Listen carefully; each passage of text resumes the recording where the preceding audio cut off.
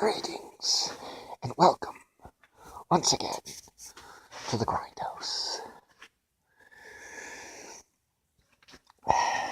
Before I begin tonight's review, I will be doing another Nightmare on Elm Street in the near future. This will be Nightmare on Elm Street 5. But tonight, I decided to go back into what some would call exploitation land. Tonight, I decided I would go with a classic film by one Tom DeSimone, who was allegedly going to direct Savage Streets, but then supposedly, I don't know, I guess he found religion, supposedly from what I heard, and ended up not directing it. But before he did write and direct another film, a classic in the grindhouse exploitation genre. Wendy O. Williams, cast as a 17-year-old or a 16-year-old. In real life, she was actually 33 at the time. And I don't know if she was still with the Plasmatics or not. But in any event, she was in a little film called Reform Schoolgirls. And this is a really good film, actually. It's campy, but it's decent. It's not what you call a serious film by any stretch of the imagination, except for maybe in the third act when they sort of tried to get a little serious. But, let's just see what the rundown is. Basically, the rundown is Linda Carroll plays this one girl named Jennifer Williams, who ends up with a boyfriend who ends up robbing some, I don't know what it was he was robbing, some, bank or something. It has security guards. The security guard shoots him, doesn't kill him, but he wrecks the car. The cops catch them easily, because he's shot, and he's a bit player. He's only in that one scene. And she gets sent off to Pridemore juvenile facilities, and hence the movie Reform Schoolgirls begins. So she basically goes day to day in the juvenile facilities, and of course, it's basically... No, hold on a moment. Down.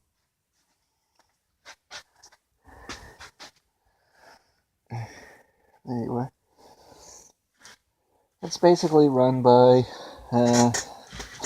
Edna, played by Pat Ast, who I guess has passed on. Sadly, Wendy Williams is also passed on, but sadly, suicide. But in any event, getting back to the film, Pat Ast is a great actress as Edna, sort of the matron of the dormitories. And Sybil Danning is Warden Sndtrk. And this is a film that was classic Sybil Danning for women in prison movies. I don't know if I don't know if she did Chained Heat or not. I know she did another women in prison film. I know somewhere, I just can't think of the title. Or at least I think she did.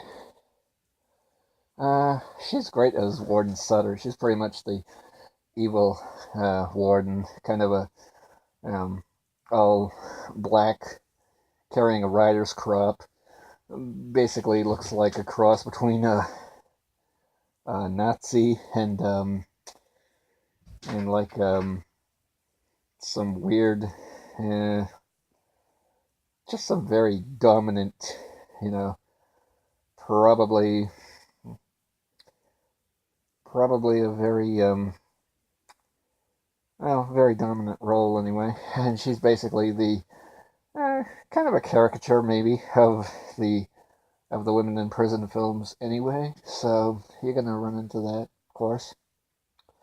And along the way, they've got this one girl named Lisa, and Sherry Stoner played her. I know I've heard that name somewhere. I just can't think of any of the films she's been in.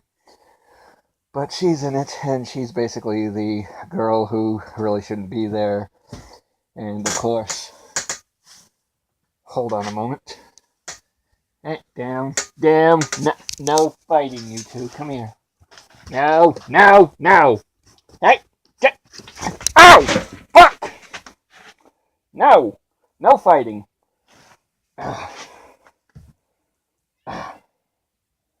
Damn.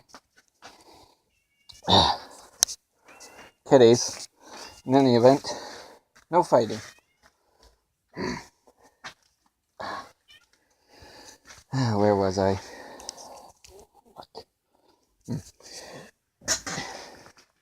No fighting. In any event, she's basically the dominant character. Sherry Stoner is basically the girl who shouldn't be there, and of course, she pretty much gets to run the gamut of pretty hardcore, not really hardcore abuse, but borderline. And this is only a rated R film, of course, at the time. At the time, though, this was probably considered pretty shocking.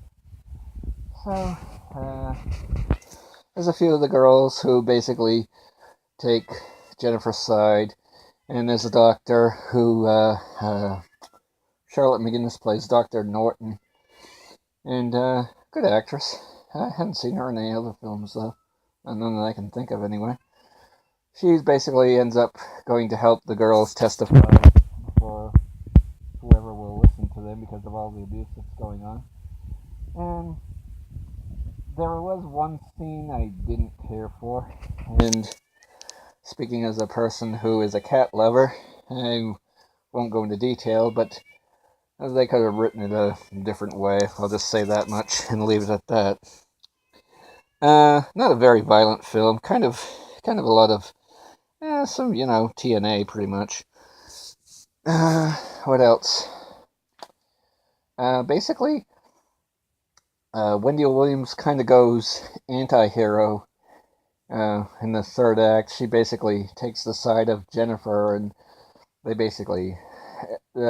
one iconic scene, in my humble opinion, is Wendy Williams on top of the bus as it's barreling towards the water tower. It was probably got a good poster of it somewhere, I would assume. I don't know if they ever made a poster like that or not, but they should have. In any event, Wendy Williams was great as Charlie, who kind of this punk rocker looking chick who basically looks like she could beat the hell out of any guy in the film if there was one. It was like maybe, 4 guys in the whole film, 4 or 5 who were just, there. One of them being a guy that tries to seduce Jennifer only to turn her into the cops at the gate. So, if this had been a Tarantino film, this guy would have probably gotten killed before the credits rolled. But in any event, that was probably... I joked earlier with a few friends of mine that this film should have gotten an Oscar, but of course it probably won't because they're too busy giving it to anyone from Tom Hanks to Zac Efron for what, I don't know. But that's just my thought. In terms of the acting, it's pretty much a B film. It's, it's pretty much Grindhouse. This is the film you would possibly expect to see at 10 p.m., maybe not 2 a.m. in 42nd Street in the 80s, but probably more or less to 10 p.m., maybe even a midnight showing. But in any event, that was Reform Schoolgirls. Good movie to find if you can find it on VHS or DVD. I'm still looking for it, truthfully. In any event, this has been The Grindhouse. And in a little while, the Demonic Dollhouse will be reviewing Nightmare on Elm Street 5. Until then...